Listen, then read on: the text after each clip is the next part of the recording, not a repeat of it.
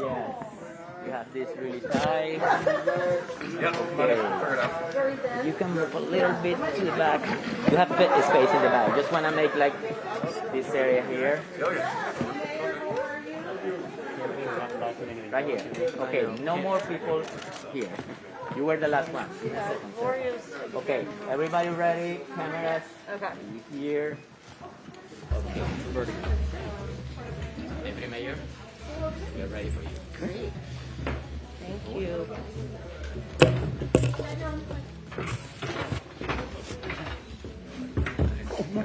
How's it going? Good to see you. Happy New Year. Good to see you.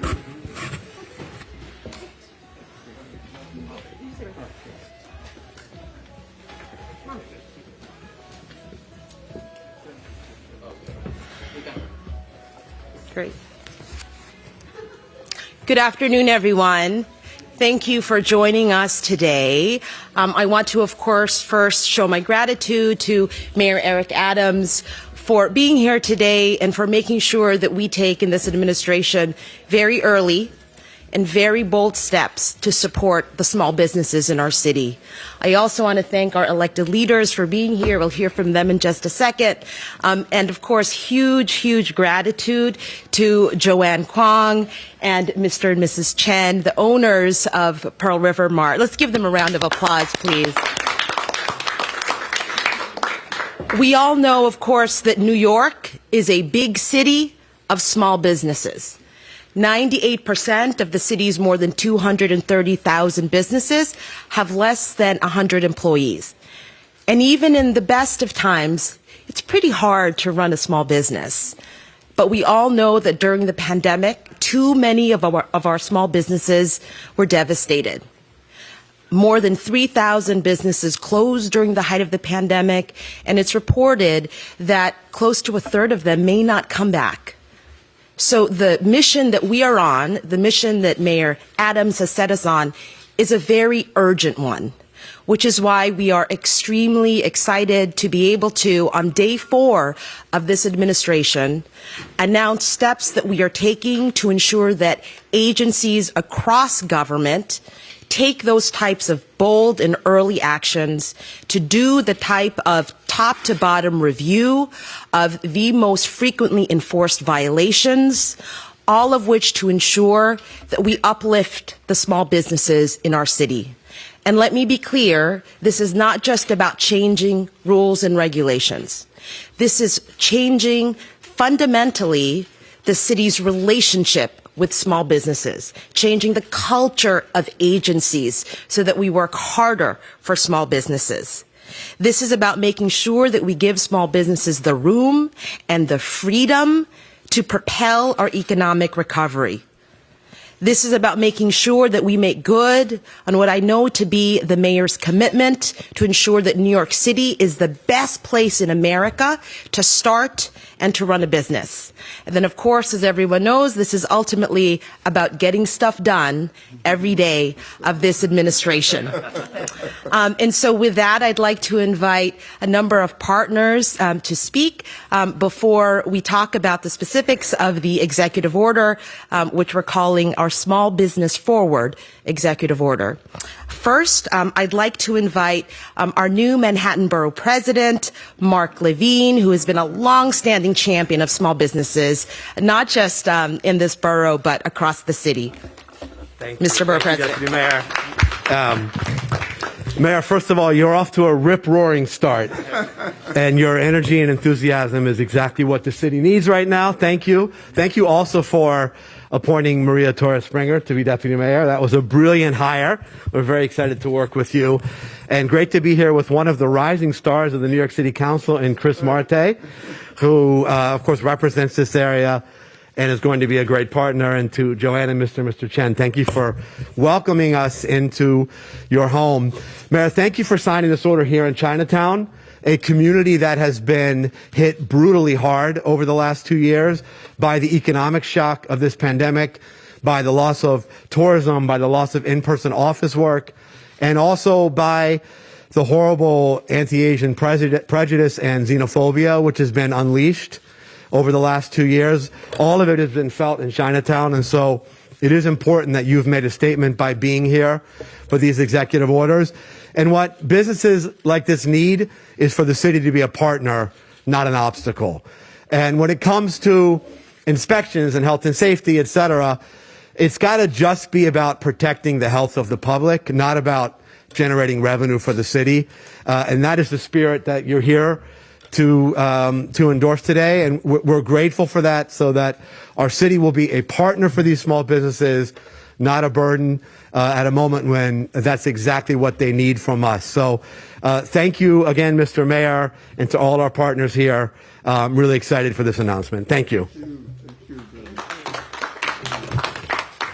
Thank you, Borough President. And now I'd like to invite the council member for this district, Chris Mart. I know this is an issue that is near and dear to his heart. I understand that at some point in his youth, he stocked cans in the bodega owned by his parents. So welcome, and please, a few words from our council member. Hi, everyone. First, I want to give a huge thank you to Eric Adams for being here. Chinatown was the neighborhood that was first affected by COVID, and it's one of the communities that always feels forgotten by the last administration. So on this fourth day, to be down here, to have a major press conference, to sign an executive order to say, small businesses, workers, we have your back, is symbolic of what this administration is going to be able to do in this term. And so I want to say thank you again for that. And for everyone that joined us today, Mark Levine, who's been down here all around Manhattan nonstop, even before he started, the owners of this legendary store, Pearl River Mart. If you talk to anyone that has come through Chinatown, they have definitely bought a souvenir from this store to bring back to their family. So thank you for keeping your store alive, even through the hard times over the years, because you are a staple to this community. And so all the other activists, like Victoria Lee, district leader and founder of Welcome to Chinatown, Mark Dykes from the Soho Broadway Initiative, who are here to help our small businesses. You know, it starts with the mayor, but it also has to be with the people on the ground, making sure that these services that are coming from city administration can actually get translated and serve the small businesses that they were meant to serve. So thank you again for having us. I'm super excited for what's to come. Thank you. Thank you, council member. And before we hear from our mayor, I, of course, want to thank and welcome the owners of Pearl River Mart. This store was opened 50 years ago, and it was the first Chinese-American department store in this city, and maybe even in the country. Let's find out. In the world, okay. Even more legendary. And Joanne took over the reins in 2016, and as everyone knows, it's part of everyone's story of either visiting or living in New York to come by Pearl River Mart. We know that it was tough during the pandemic, but the owners of Pearl River Mart, like so many other business owners in the city, showed the type of grit and resilience that has been needed in order to persevere through very, very tough times. Joanne, I know, like me, is the child of immigrants. I learned earlier that her parents are of Chinese descent, but from the Philippines, where my family is from. So we shared a couple of stories and recipes just a few minutes ago. But what is amazing is that this is a common story for entrepreneurs in this city. And what we are here to say as part of this new administration is that you are not alone anymore. Right. And we are going to take those early, bold steps to make sure that we don't just communicate with you or listen, but we actually make good on the promise and we follow this through until there is real progress and meaningful change on your part. So, Joanne, thank you and welcome.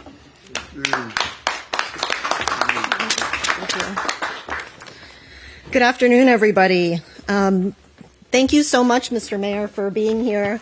Borough President Levine, Councilmember Marte, and Deputy Mayor Torres Springer. I'm very excited to see a fellow Filipina in city government. And Mayor Adams, I just thank you for appointing so many women of color to high positions. So thank you. And I'm very proud to acknowledge Mark Dykes, who's here from the Soho bid. We have a whole timeline in the front because our store has moved several times, so you can check that out. But we were in Soho for many years, started in Chinatown. We now are proud to have stores in Chelsea and Chelsea Market. And for a brief 5 years, we were in Tribeca as well. Victoria Lee, who is the founder of Welcome to Chinatown, who we have worked with since the pandemic began and was inspired to run to be a district leader in New York City for representing Chinatown. We're very happy to have you here.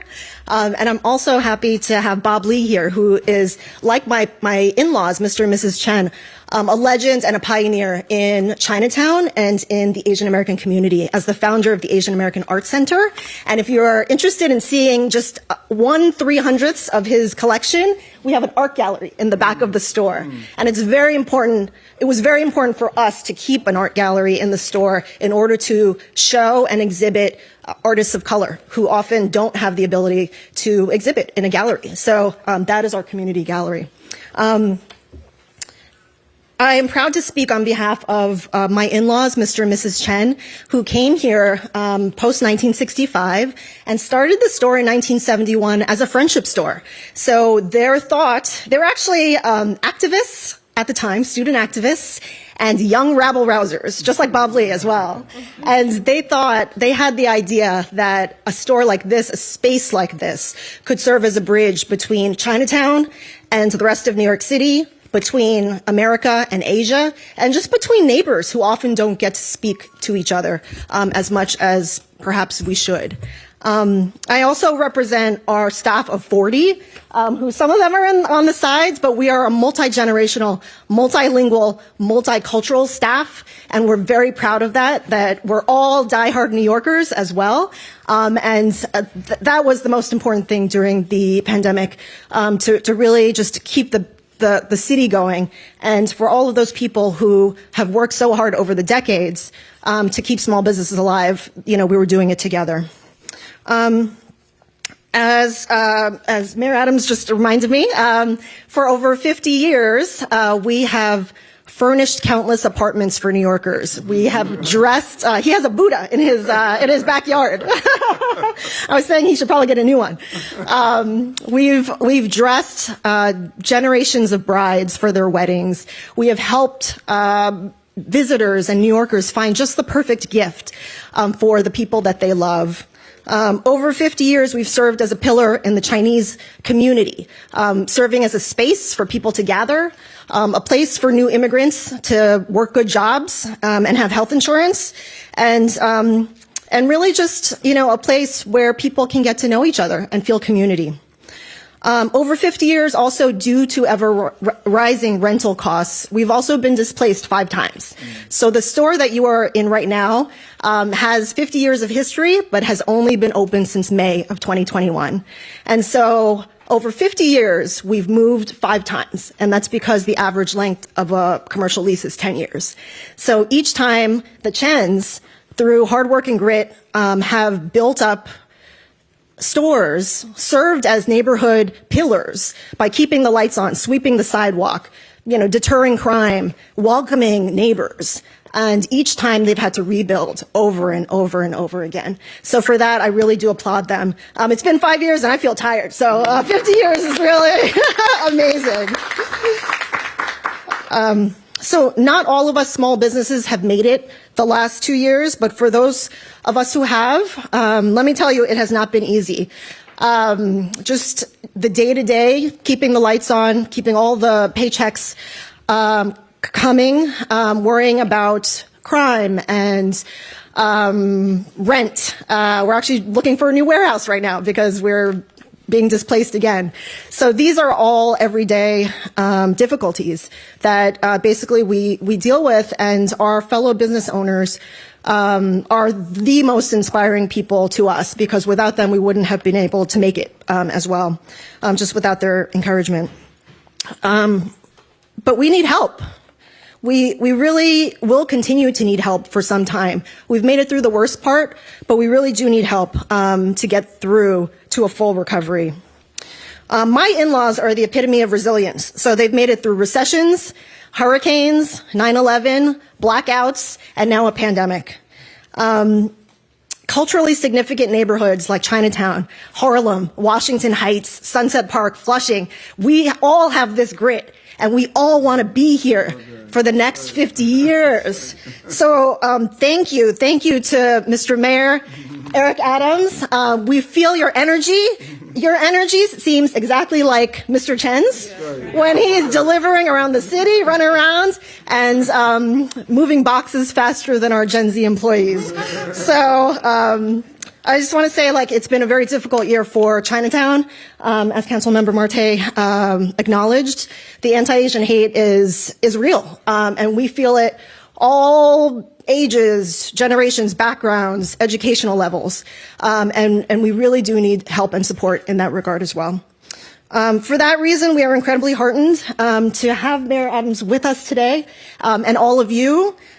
His enthusiasm for New York City is something that we share as well as lifelong New Yorkers, Astoria Queens in the house, and we're just so happy and hopeful for a new year. Lunar New Year starts February 1st. If you need anything, you know where to come.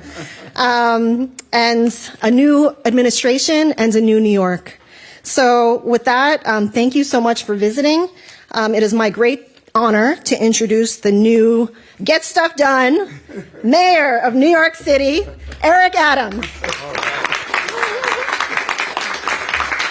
I love that. I love that. Yesterday I talked about swagger, but now I'm talking about New York grit. You know, people miss that, and I appreciate you as owners and activists and your commitment. You've helped me indirectly without even realizing it. During some real dark moments in my life, I walked on Broadway and walked into your store, and I bought a large Buddha that sits in my backyard, and I sit down all the time and meditate in front of that Buddha. So thank you. There's a lot of Eric Adams stories out there that purchased something here in the store. It's more than trinkets and souvenirs. And to my amazing deputy mayor, you know, just continue to bring that energy. You're going to see the productivity and the excitement of the team that we are building. And we're going to continue to be optimistic because, you know, people don't realize negative energy breaks your spirit. All the negative energy we see out here every day, you know, that is what's killing the spirit of New Yorkers. And so, yes, you may be unhappy that I'm happy all the time because I have a lot to be happy for. I know this city. This city is resilient, and we just need to get out of the way and allow that resiliency to happen. We have used our agencies to turn the American dream into a nightmare. Every day, all day, in the way of small businesses, not allowing them to flourish and grow. Resenting the fact when the agency walks through the door, not to say we're here to help, but we're here to hurt. And that has to stop. And when you think about what the councilman and the borough president have advocated for so long, we know that this city is made up of working people, everyday people with narratives and stories of coming here as immigrants and opening a small shop or selling something on the streets and able to graduate to open your own small business. Investing all of your money to open a restaurant as a dishwasher, only to have the Department of Buildings take 2 years to give you a CFO, or National Grid to take another 3 years to turn on your gas, or Con Edison taking even longer to turn on your electricity, or having agencies walk in and find first instead of fixing and giving you the support that you deserve. So Pearl, River, Mart, we're going to put you on a new river, a river of hope and prosperity, where we're going to be your partners and not your enemy. This is a landmark Asian American business that's been the cornerstone of the community. I remember your large store on Broadway, and the cost just sort of pushed you out after you made it a stable place to be. And this Mart faces the same turmoil we heard all over the campaign trail.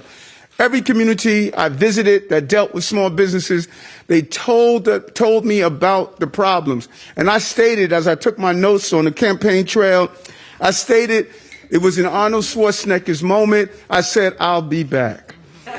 I'll be back. And I'm back. I'm back to use the power of the mayor's office to assist and not to hurt. And you're right, this community was devastated during COVID. Businesses closed. The hateful rhetoric that came from Washington, D.C. to connect COVID to the Chinese community, the anti-Asian violence, the number of attacks that we saw right here on Canal Street.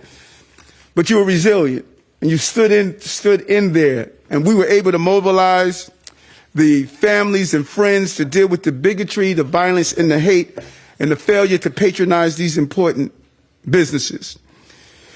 I truly believe that this city, this administration is going to do everything possible, not to talk about it, but to be about it, to help small businesses in this city. All over the city, all 5 boroughs, it doesn't matter if you're in Brighton Beach with the large Russian-speaking community, if you are in Sunset Park with the large Spanish-speaking community, if you are in Bed-Stuy with the large African-American small business community and restaurants, or if you're just merely here in the Chinatown area, a place that I served as a police officer in my beginning years in 1985, we're going to be here to ensure these businesses grow. They have the hustle. We're going to give them the flow and allow them to continue to bring commerce to our city. So today, I signed executive order to reform small business violation, slash red tape, reduce needless fines and penalties. It will bring relief to our hardworking entrepreneurs. The executive orders builds upon Local Law 80. It calls on the Department of Buildings, Department of Environmental Protection, Department of Sanitation, the Fire Department, Department of Consumer and Workers Protection, and the Department of Health and Mental Hygiene. All of these entities separately carry out important functions, but they have not been business-friendly enough for this administration. We'll require all of these agencies to promptly review business regulations with the goal of encouraging compliance, reducing fine schedules, and allowing for cure periods or warnings for first-time violations. You just open a new business, you make a mistake, you should not be hit with a fine that's going to prevent you from keeping your doors open. We're going to put in a warning system that will allow those businesses to have a period of time for those non-emergency health violations, a period of time to fix the problem. That's the goal. The goal is not to harm you, but to help you. Within 3 months, each of these agencies will need to identify the 25 violations that result in the greatest number of summonses and fines issued to businesses. We're not going to use the system to fine you to put money in our coffers. We're going to use the system to help you to put money in the tax base that you make when you hire people, when you have people come in and spend their money as tourists. That is how we feed our tax base, and that is how we feed our coffers. These agencies will then submit recommendations for which violations should be reformed through elimination, fine amendments, allowance of a warning, or allowance of a cure period for first-time violations, which is so important. The agency will submit recommendations about whether the violations are necessary. We have so many violations on the books that are no longer necessary. And we want to promote and ensure that they promote important public purpose. So the executive order also established an interagency working group in the mayor's office to evaluate the submission of each agency, to expedite decisions and put plan into action. And of course, the working group will be chaired by my amazing deputy mayor, Maria Torres Springer, and the commissioner of the Department of Small Business Services, Kevin Ken, one of the first South Asians to represent and lead that small business services. Small businesses are the heart and soul of our city, and we want to make sure that that heart continues to beat without us hurting and harming the small business of our city. The goal is to help keep each and every American dream alive in New York City by offering a helping hand to ensure compliance with necessary support. We feel not fines, but extra support is going to get us through this in a real way. We feel in a real way, fix it, don't fine it, support, don't destroy it. The pandemic sidetracked our reform so many times before, but we're now full speed ahead, and we're excited about the moment and the opportunities that's going to come with it. This is our time. This is our time to revitalize our city and bring the right energy and spirit that this city has to offer. During the 60s, a young man came here with his wife and opened a small shop. They brought the American dream and American spirit with them. They believed in who we are and what we represent globally and nationally. Today, we are going to ensure that dream continues for the next families that are to come and for businesses to continue to thrive in our amazing city. So I am signing this executive order with the same pride that I had when you signed your first lease. This is a new opportunity for us to move forward in the right directions.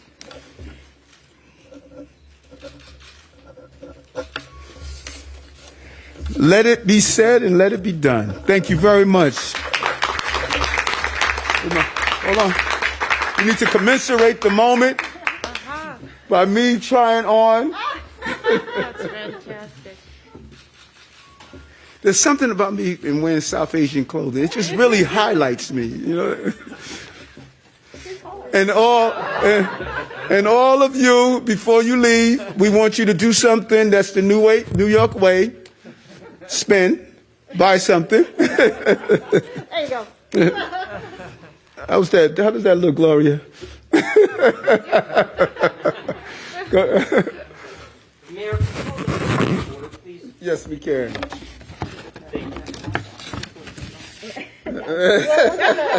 Right, don't let me set up the alarm and y'all gonna call Popo on me.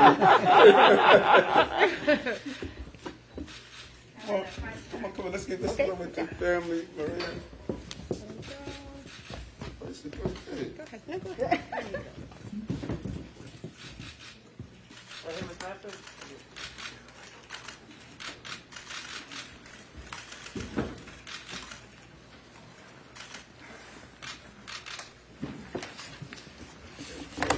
Okay, so we're gonna take some questions from the media. On topic first. On topic. Mayor, hold on.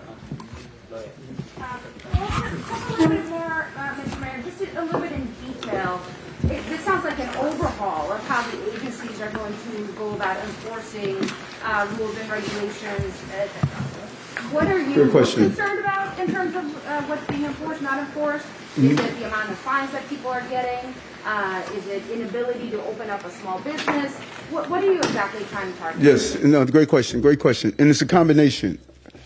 We inundate small businesses on so many different levels that you start a business, right away you're hit with fines. We're saying pause, give them a warning first. You renew. It's such a challenge to renew. And that's part of what we're going to be rolling out later on how to renew the process even better. And then what really surprised me is how a small business, one inspector will come in, do an inspection, give you a thumbs up. Next day, someone comes in and give you a bunch of fines. I mean, how does that happen? So there's no clarity. And the goal appears to be that we're trying to use fines as a way to build up our tax base. Citation is another form of taxation if it's abused. So we want to go in, look at all of those things that are on the books and say, should we still have this on the books? We had a battle about signs and the sign sizes.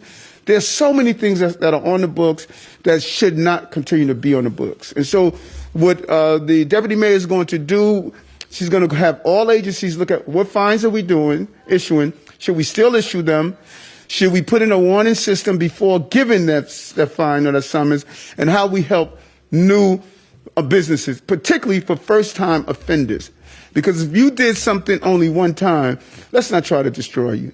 If you have a repeated offender, then we need to go after those repeated offenders. But if you make a mistake, you just open a business, you made an error, let's help you correct that error. Is there a timeline? Is there going to be like a report that Yes. the deputy mayor will put together, a set of proposals, some kind of, what's the end goal here? Yes, we put a timeline in place, and that's what I mentioned. I believe it was a 3-month period. 3 months. 3 months. 3 months. We're going to tell the agencies impacted to go in 3 months, come back and say, how are you reforming what you're doing? In the 3 months, January, February, March, we will be releasing and analyzing to say how we're going to reform those fines. Mayor, thank you very much. Thank you.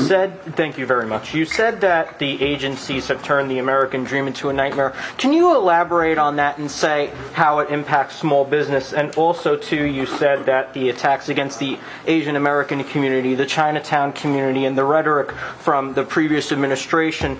What do you think that President Biden should do to address this more broadly and to try and reach out to the Asian American community? What are your thoughts on that? What should the White House do? That's a great question, and it has not been done already. First, let's deal with the agencies. This is what I heard over and over and over again. So everyone can't be wrong. I've heard it over and over again as I move throughout the city. You come here to America, you're a dishwasher, you are a waiter, you collect your money with your family members to open your first restaurant. You're paying $30,000 a month rent. National Grid would take 2 years to turn on your gas. You're still paying the rent. DOB would take 2.5 years to give you a CFO so you can occupy the space. Con Edison is taking 2 years. Or you build a hotel and you have to wait almost 3 years for FDNY to give you a sprinkler inspection. And so when you start to do an analysis and you're hearing this all over, it's obvious there's a disconnect between the city agencies and small business services. Small business services, they will come in and say, we need to get you up and operating. So someone did not give the agencies the memo.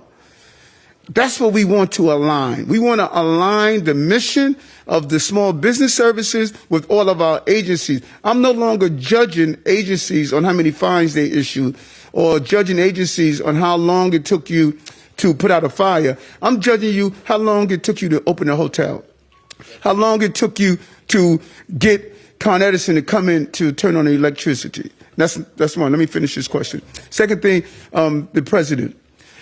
The president right now should stand up and say, on behalf of the American people, we apologize to the Chinese community.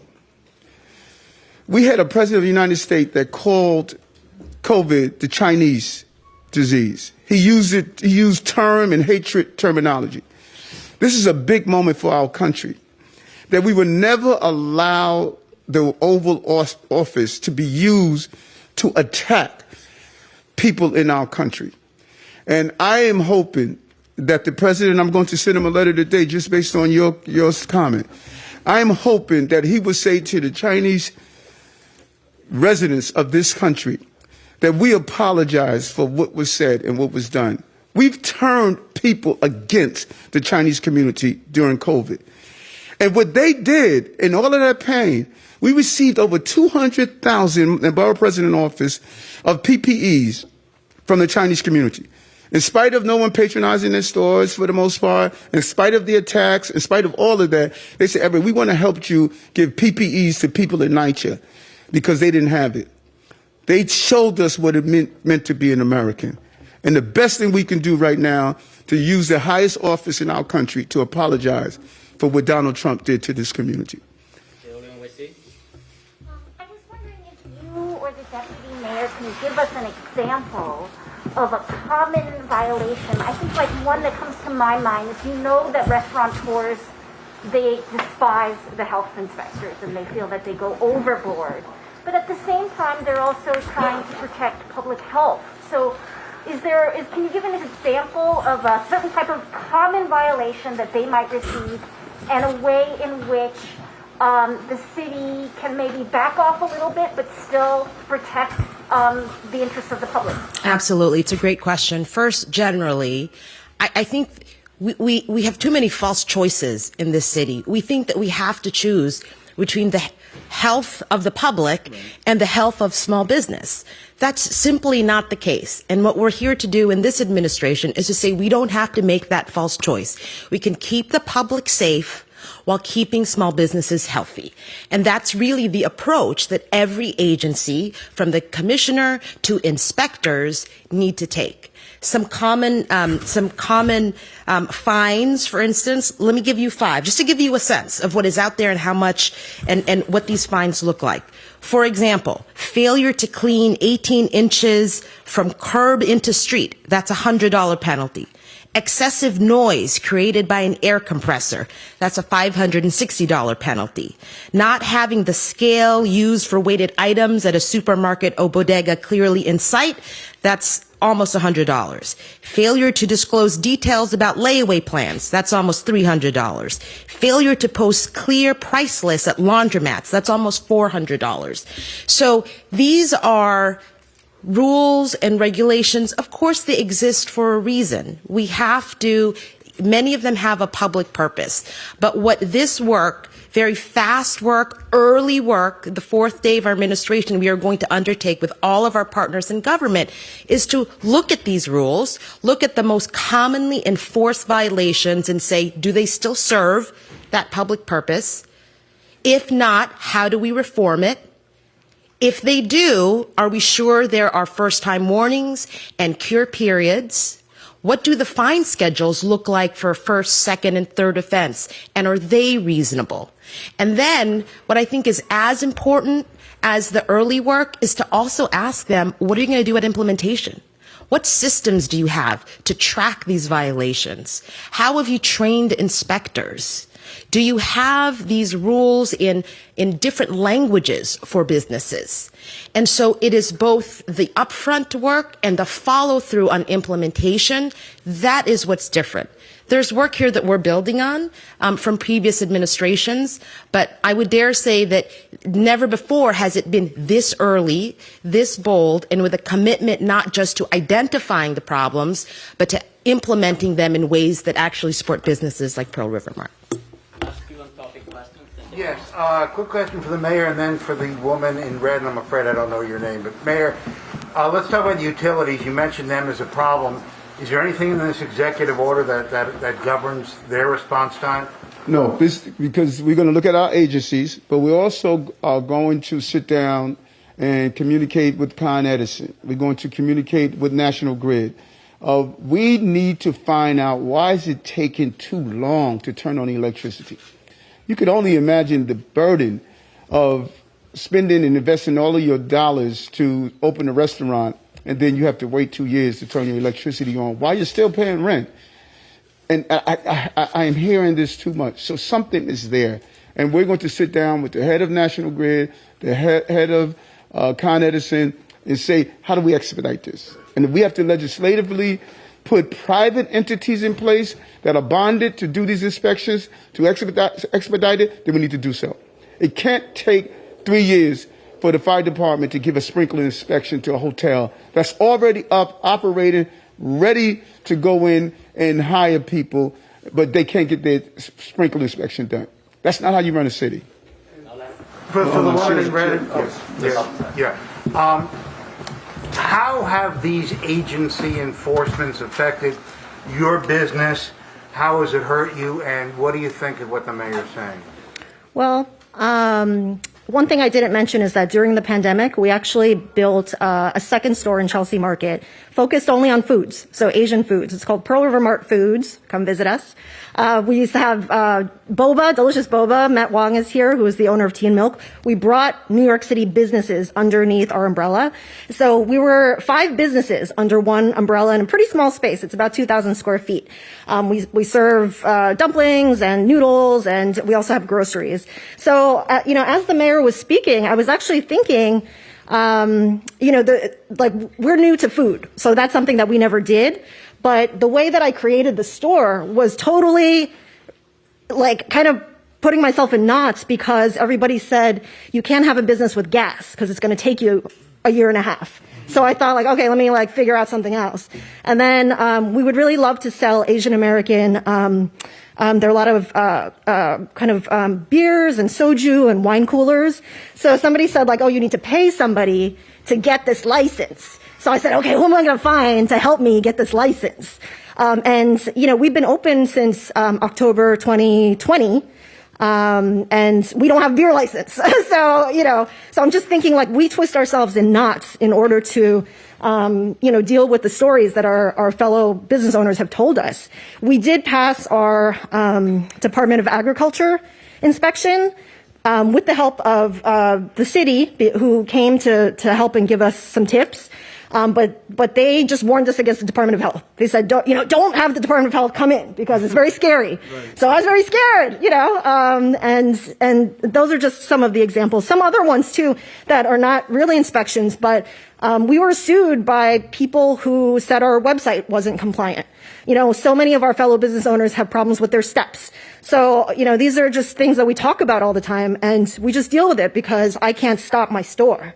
So I pay a lawyer several thousands of dollars to help with that website lawsuit. There's nothing else that can be done. And people just tell me that. They're like, okay, it's, you got to pay for it.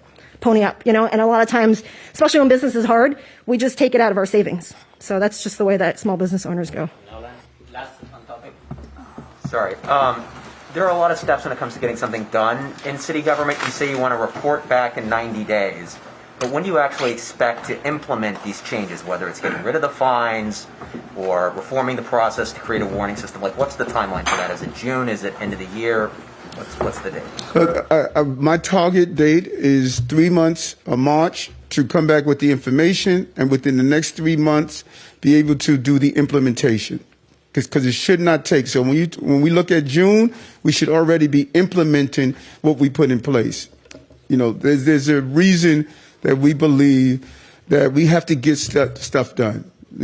So March, come back with the report. June, we start the implementation. Are there any particular departments? I think you mentioned the buildings department as one of a particular focus. Are there any others that you guys? Yeah, I gave a list. Department of Sanitation. We had a whole list here that we believe are our usual guys and gals, correct?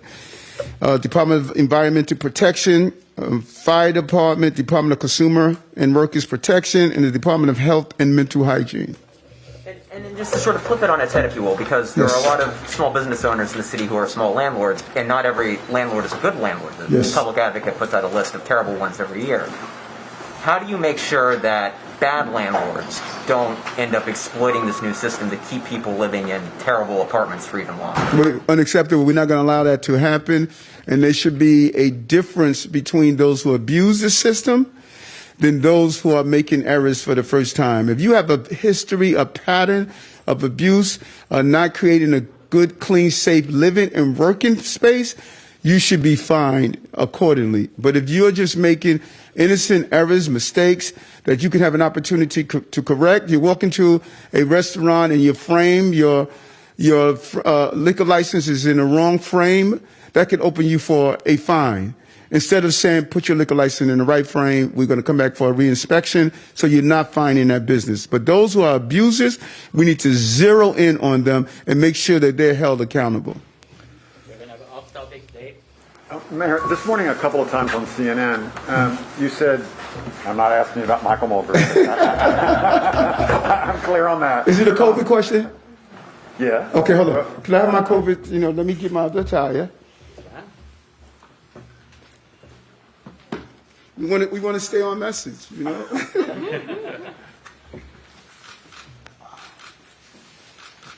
I love this shirt. Who's the individual that gave it to me? On your left. Did you get my size right? And if you know it or not, I am the first mayor in the history of New York that wore a hoodie. Did you get it? Isn't that nice? Great design. You know that? Go ahead, I'm sorry. That's fine. It goes along with what I'm asking about, and that is, you said several times, and I think you've said it a lot in the past, is I need my businesses back.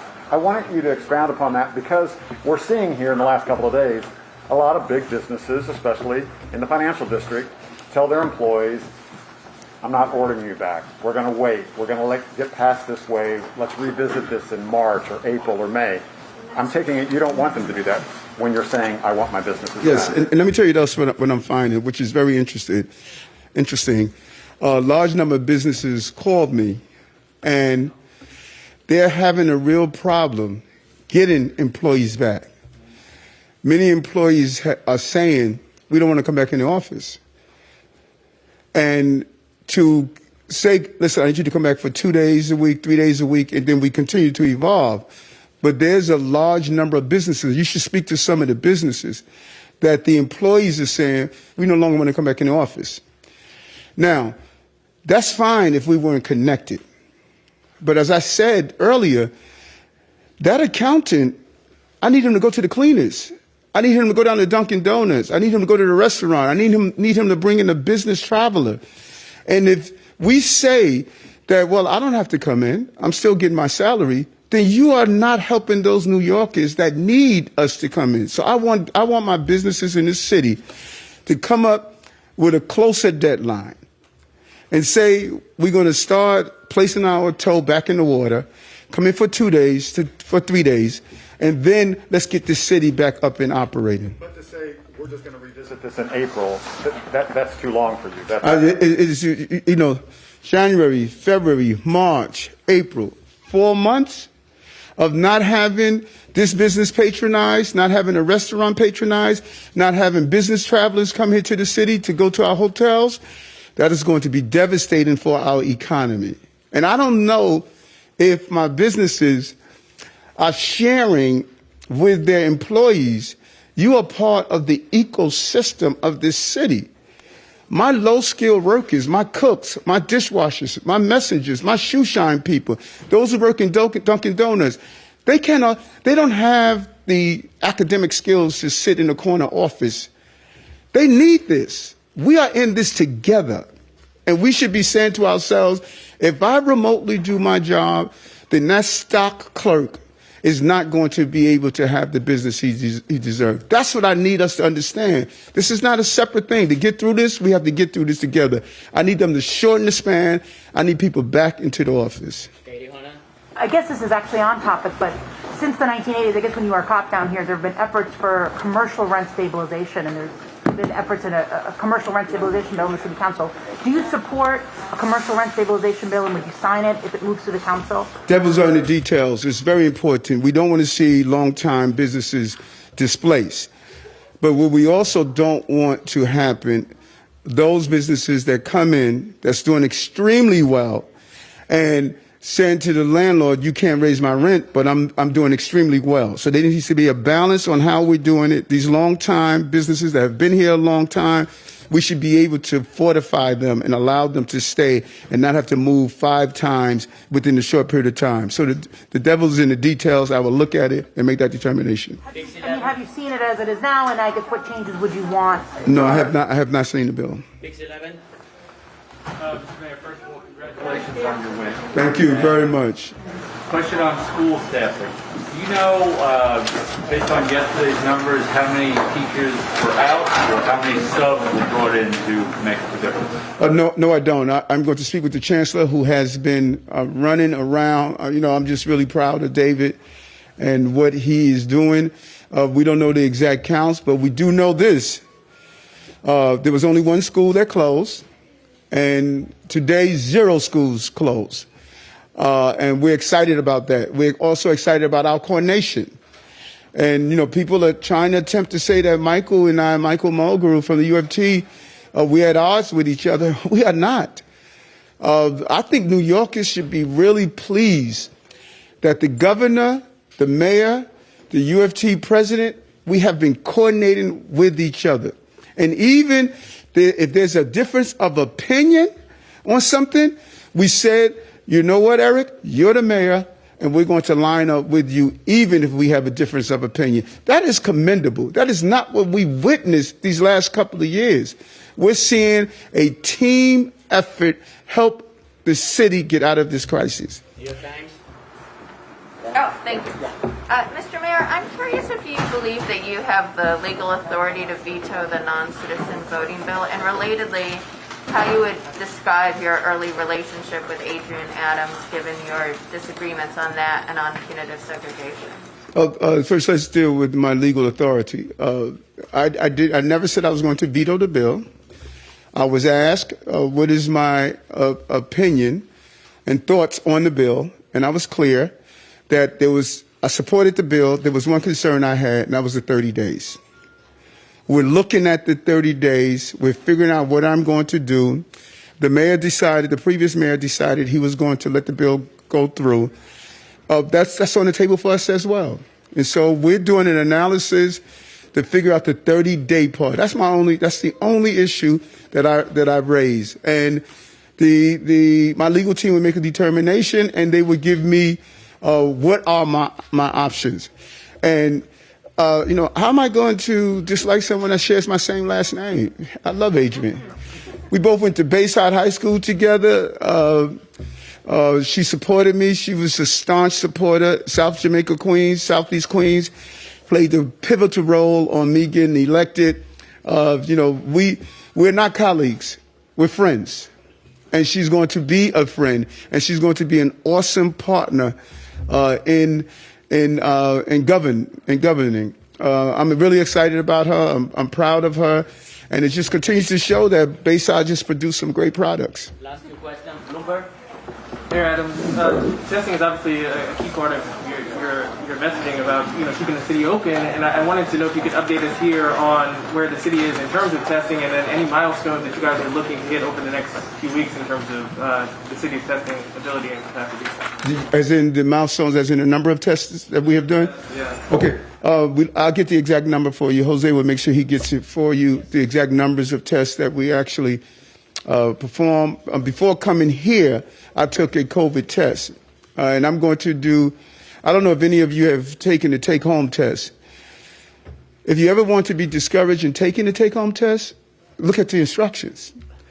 I mean, why you have to be so complicated to say stick to what do you call that, cotton swabs in your nose and put it in the water. So I'm going to do a video, and we're going to do it in multiple languages so that people can see this is all you have to do. You're daunted by just looking at those darn instructions. My goal is to get New Yorkers not to wait on long lines. I want New Yorkers to embrace the concept of empowering them, of saying you can do this right at home. So we want to further expand the 1.5 million tests that we receive from the city and from the 1.6 actually from the city and from the governor, who was an amazing partner. I want to get take-home tests in the hands of people so they can do it at home. Why go wait on a long line? Why go to a facility and possibly expose others? The take-home test is easy. The more we get people to use the take-home test, the further we're going to evolve into living with COVID. That's my goal. And so we would give you those numbers. Hold on. Go ahead. How many tests do you guys need? And are they coming from the state alone, or is there anywhere else that you guys can get tests from? Which type of test? The take-homes? Well, we received 1.6 for just the schools. The governor has been also helpful in helping us receive a large quantity to drop off at different sites. We would do a real analysis with the Department of Health and Mental Hygiene and H&H on our follow-up calls that we do every morning to find out what do we need the chain of tests to come in. And we'll come up with an exact scientific number. How do we put them, not that they're wasted, but we could put them in strategic locations. And then mobilize, I say this so often, mobilize our senses. Because, over 40% of the people in Brooklyn alone speak a language other than English at home. So we need to have videos with someone wearing a hijab, someone wearing a yarmulke, someone of different languages. People need to feel comfortable that, hey, this is something that they're speaking to me about, and that's what I'm going to do. And so we need a steady supply, particularly during this surge, to get take-home tests in the hands of people as much as possible, and the Department of Health and Mental Hygiene would give us a good number so that we can have it borough-wide. Mr. Mayor, that's a rather broad question, but at the end of his term, your predecessor was viewed rather unfavorably, and we could see that through polls when he was trying to run for president. And my question for you is, first of all, why do you think that is? But more importantly, what are you going to do differently over the next 4 years than his administration did? Okay, I'm not sure what happened with Bill. Bill is the previous mayor. I'm not critiquing his term. I'm not responding to his term. I'm looking towards the future. And I don't know what the final analysis is going to be in 4 years of Eric Adams as mayor, but I do know this. They're going to say we've never had someone that worked as hard as us for our city. That's what I know. And that's what I'm going to do. I'm not in control of what people feel at the conclusion of my term. I'm in control of working my rear off for the people of this city. And I'm going to do that. Thank you, everybody. Mr. Mayor, Mr. Mayor. Gloria always has one more You're talking about working your rear off. Yes. Some of the people working their rear off Yes. are those who are having to make up for staff shortages across the agencies. Yes. Can you give us any kind of update about where the city is at with people who aren't able to come into work, and how is that going? No, I do not. I do not have numbers. One thing, I thought it was a smart decision to shorten the period of time that people could come back to 5 days. I have been visiting precincts. I went to the 4 to 12 roll call yesterday in the 5th precinct. I went to the Dayton roll call today. I'm going to do a midnight roll call tonight, and I'm watching the offices. They were at a 20% sick rate, and I'm watching these offices. That's why I speak with them and engage with them. They say, listen, we're ready to come back. They're coming back within 5 days. So I don't know the exact numbers, but I know that when you call for city services, we have not had to turn anyone down. The city is stepping up. And we should highlight some of those employees that are coming back and just chipping in. New Yorkers are ready to chip in. And, this is a turbulent period. But, blame me or not, I just believe in the city. I just know how resilient this city is.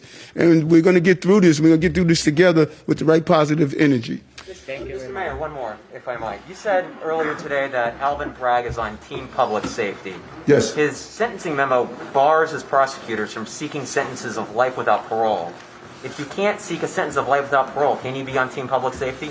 Yes, you can. I like Alvin. I believe he's a former prosecutor in the U.S. Attorney's Office. He was a great prosecutor.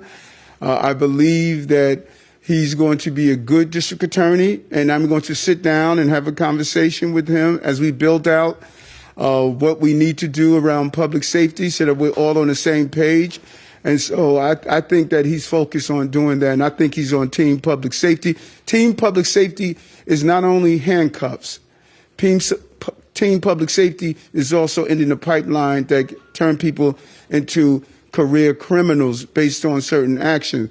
And I want to understand what he's doing, and I'm looking forward to sitting down and speaking with him. I thought the real focus should be on what we saw today from D.A. Gonzalez.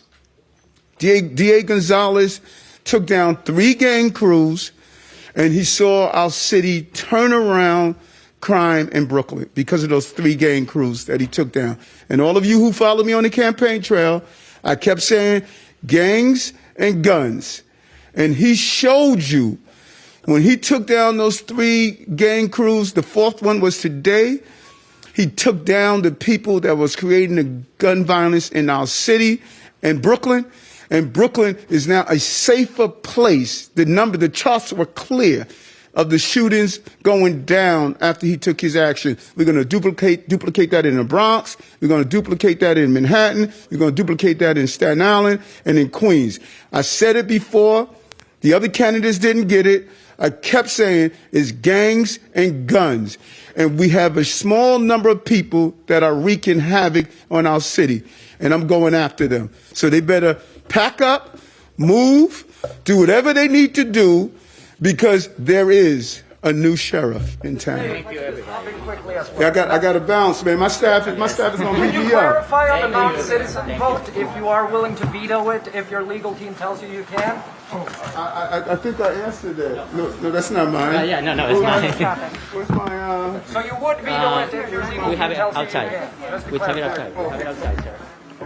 I like that heading. Yeah, I like that.